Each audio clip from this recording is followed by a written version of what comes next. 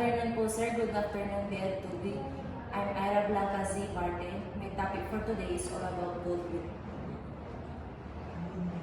There is no possibility of thinking of anything at all in the world, or even out of it, which can be regarded as a good without qualification except a goodwill. Sino po gusto magbasa? Robin. In recognizing the will, our moral actions will now be based on what we try to achieve and not what we actually achieve. Our goodness is the result of our efforts and not on the result of that effort. The success and failure of those efforts is not all because of the action of the moral agent. It cannot fully be credited to that moral agent. An action resulting outside the control of the moral agent is not within his will. Therefore, cannot be a factor in the determination of an act's morality. So, goodwill is how good you are when you're doing things. Ito yung gaano kabuti ang kalooban mo habang ginagawa mo ang isang bagay dahil gusto mo ang magandang resulta.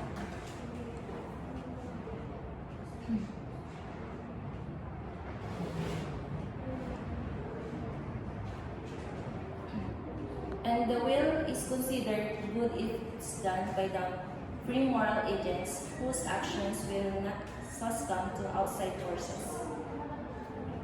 Sino gusto mo basa? Ma'am. The will is considered good if it is done by free moral agents whose actions are not succumb to outside forces. Will to decide, bring about, or attempt to effect or bring about by an act of the will. The purpose, determined of desire, a strong feeling of wanting to have something or wishing for something to happen. Desire are a state of mind that are expressed with terms like wanting, wishing, knowing, or craving. So, ang good ang isang will kung ang moral agent or person ay nagagawa ang isang bagay ng hindi naapektuhan ng ibang aspeto tulad ng desires, pressure, or paralysis.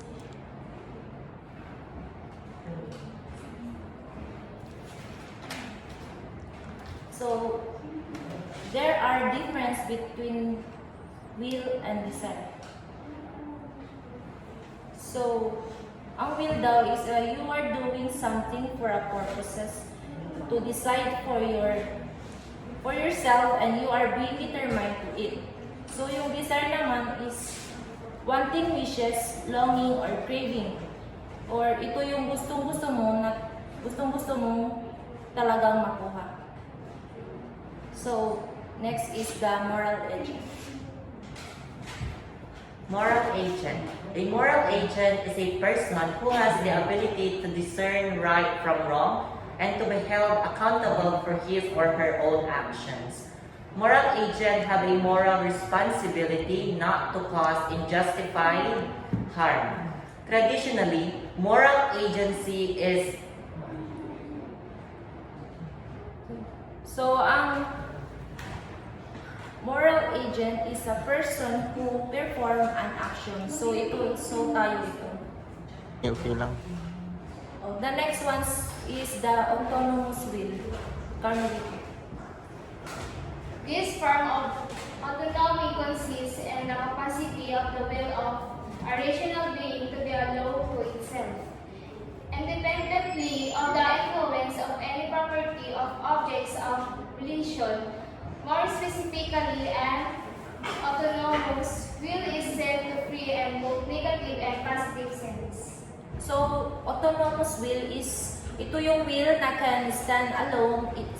It is your will to do it whether the result is negative or positive sense.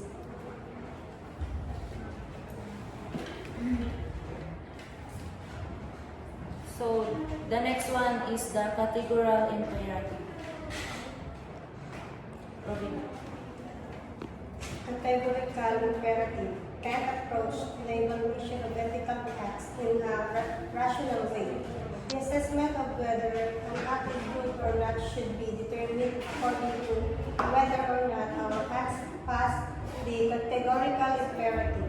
If one passes the test given by this theory, then the act is good.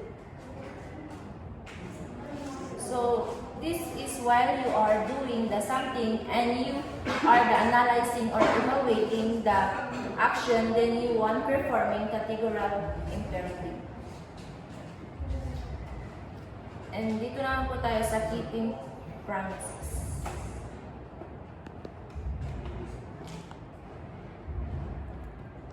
Tatla. Derek. Keeping promises. Promises are made to be broken. Hence, it is not okay not to keep it when has a headache. Promises should be kept even if one does not feel like doing so. Oath, used to express obligations, advisability, natural expressions, or logical consequences. Used to express duty or moral obligation. So, ang goodwill daw,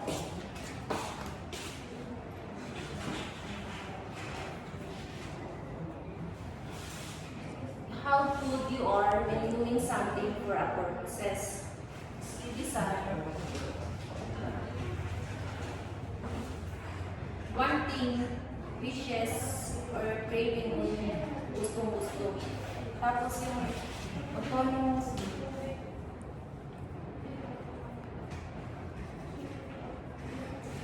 ito yung can stand alone with their positive or negative results.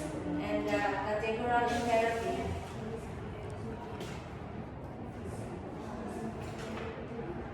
categorical.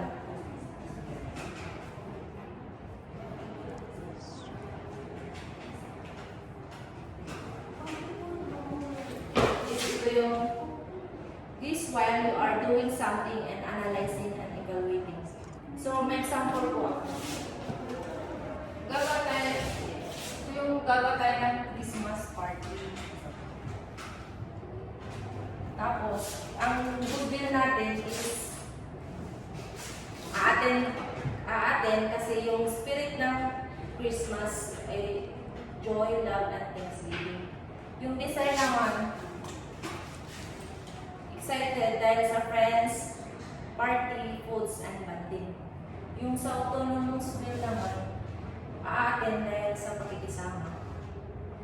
Or hindi aaten dahil may ibang lakad.